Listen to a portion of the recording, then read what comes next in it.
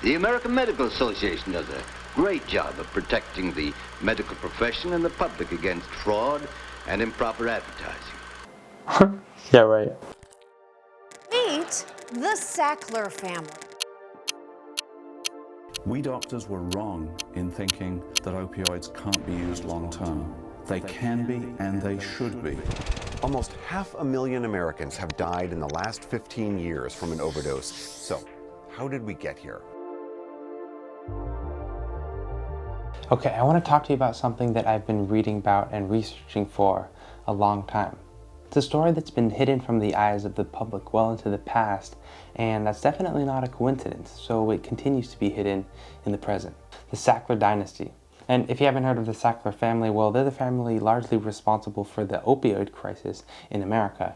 And not only are they responsible, but they've profited hugely from it, making them incredibly wealthy. Like $3 billion wealthy. But what's insane about this whole thing is where it started. I mean, it really only started with one guy, Arthur Sackler. So if there's one thing that you need to know about Arthur Sackler, and I hate to say it because he was such a abhorrent human, well, it's that he was insanely intelligent, innovative, and determined. His college years were the years of the Great Depression, so in record unemployment, he juggled several jobs while also going to NYU pre-med school and managing several clubs. I guess he found a way to freeze time because that just seems impossible to me. But this unstoppable persistence to take on as much as he could continued on well after his college years. I mean, by the time he's 29, he's hired by William McAdams to manage pharmaceutical advertisements. Whoa, whoa, whoa. Now, I thought Arthur Sackler was a pre-med student at NYU and now he's getting an advertising gig? Well, by this point, he's graduated from medical school and he has a full-time job at Creedmoor Psychiatric Center, but he sees something exciting going on and he wants to be a part of it. This is the story of how one of the mightiest weapons against disease was forged. It is the story of penicillin, the first of the modern wonder drugs known as antibiotics. The era of the miracle drug is arriving. Penicillin explodes in usage during the war and it ushers in a new type of antibiotic. So everyone is excited about pharmaceutical companies and their desire to innovate. People were optimistic that scientific innovation could lead to cures of all sorts of diseases. And pharmaceutical companies were more than happy to play into that excitement and eventually drive up their profits. So by the 1950s, the pharmaceutical industry is introducing a new drug almost every week. But this puts these companies in a weird situation because they've got one major problem. How do you advertise these things? Ad campaigns for cigarettes and cars are all flashy and eye-catching, but drugs aren't sexy like those things are. You can see how figuring out this problem must have stumped these people, especially since they knew nothing about advertising and they only dealt with the science of making the actual pill. And that's exactly where Arthur Sackler came into play. These jobs that I mentioned Arthur juggling, well, turns out they were usually advertising jobs. He worked his way through college and med school writing and selling ads. And by the time he got hired by McAdams, he had been working in this space, this ad space, for years. And it's not long until Arthur convinced the pharmaceutical giant Pfizer to let him handle their advertising. You give me the money and I'm going to make the name of your company a household word. Make Pfizer a household word. I wonder if he carried through on that promise. Anyway, Arthur adapts the flashy, seductive pizzazz of other industries and uses it to market directly to prescribers, not the consumers. If he could convince doctors that the pill was the right choice, they would do the selling for him.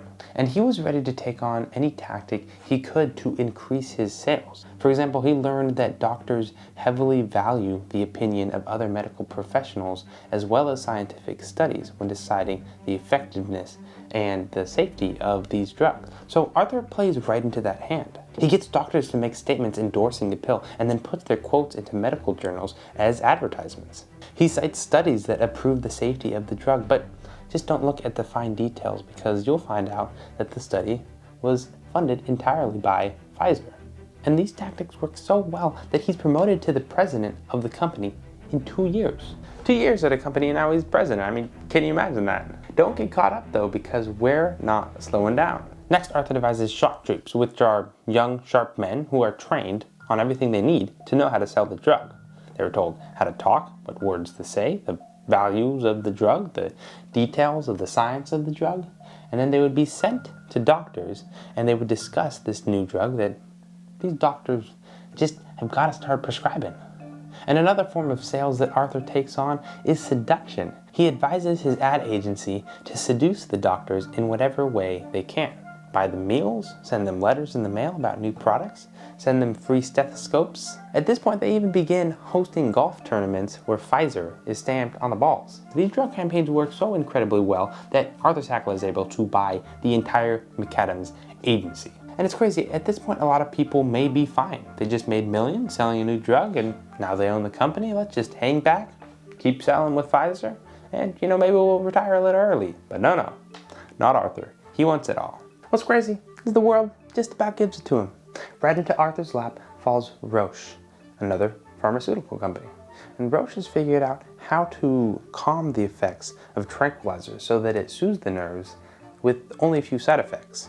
Roche calls this new pill Librium, a mix between liberation and equilibrium, marketing at its finest. And they turn to Arthur to promote it. Now Arthur sees the potential in Librium, and he wants to switch things up. He wants to market it directly to the masses.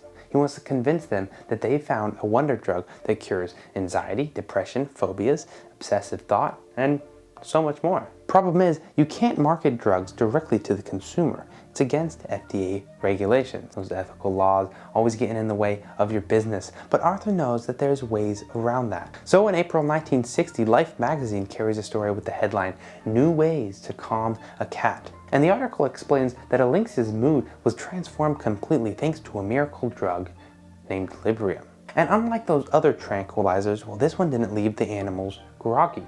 As if this wasn't the point of the whole article, it goes on to say that Librium may have important uses for humans in the future. Just 1 month later, and Librium is on the market for human consumers. Sorry lynxes, you'll have to get high some other way. Under Arthur's counsel, Roche carries out the same marketing tactics that Pfizer did before, littering medical journals with extravagant advertising spreads and seducing doctors with gifts or providing them with studies that approve of the drugs that they were selling, and it worked even better than before. Within a year, doctors are writing 1.5 million new prescriptions for the drug every single month. Even though there were similar tranquilizers on the market, Librium was marketed as the successor to tranquilizers, and it should be placed in its very own league. And in creating that idea, Arthur helped turn Librium into the greatest commercial success in the history of drugs. Now, this seems like the climax of most stories, right? But the crazy thing is, we're just getting started. Just 3 years later, they've got a new drug they want to release called Valium. Yet, the drug was very similar to Librium. It just worked in smaller doses. So, Roche has a problem here. If they released a better version of their own drug, well, it would cut into the sales of that original drug. So, what do? Well, you convince the people that this new drug is completely different. You see, Valium cures psychic tension, not anxiety, like Librium.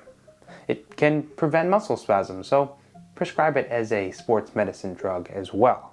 And it helps mothers who are stressed with their housewife duties, so keep a steady supply around the house. See, Valium basically becomes the cure to anything that seems slightly believable. One physician at the time is quoted, "When do we not use this drug?" Okay, maybe I'm getting too detailed about Valium, but I can't help it. It's fascinating and terrible that they were able to take advantage of so many people to get them to buy their drug. But the point of it, I guess I should say, is that during this time, Arthur is making a lot of money. Instead of taking a deal where he gets paid a flat fee, he negotiates percentages so that his pay increases rapidly as the sales of drugs increase. And for a long time, he's known as the guy to go to for drug ads, until another name arrives. A man named Bill Frolic and his company L.W. Frolic quickly rises to the top as the second most dominant advertising firm devoted to pharmaceuticals. And these two dominate the industry. It soon became a zero-sum game. If a big account wasn't at one firm, well, it was at the other. And from that point forward, Arthur seemingly continues to operate how he did before, selling drugs for pharmaceutical companies and profiting hugely off of it. If he had to share the market with Frolic, well then, so be it. There certainly was enough money to go around. But wait a second. Bill Frolic and Arthur Sackler have been lifelong friends. In fact, Frolic worked for Sackler in the past and had a very close connection.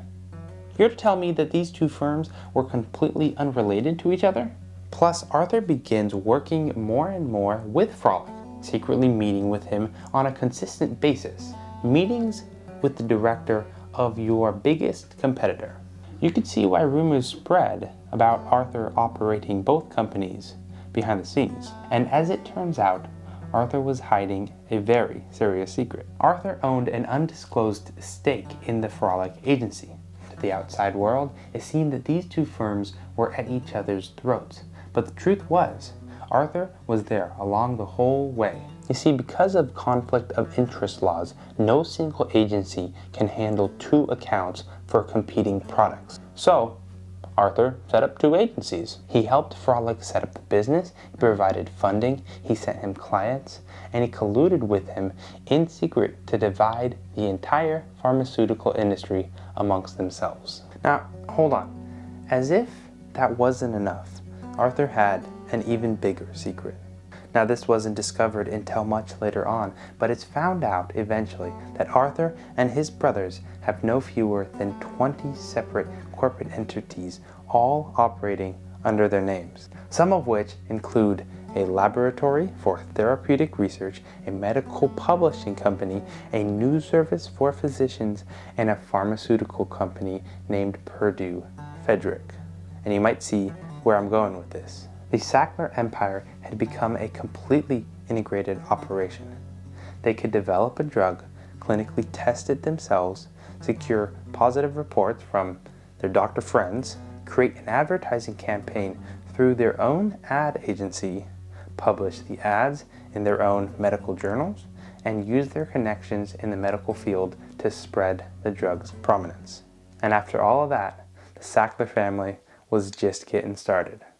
All right, well that was pretty intense. Thank you so much for watching all the way to the end here. I put a lot of effort into this video and I enjoyed it. I hope that you enjoyed it as well. And if you did enjoy it, it would be awesome if you could like it and share it and subscribe down below.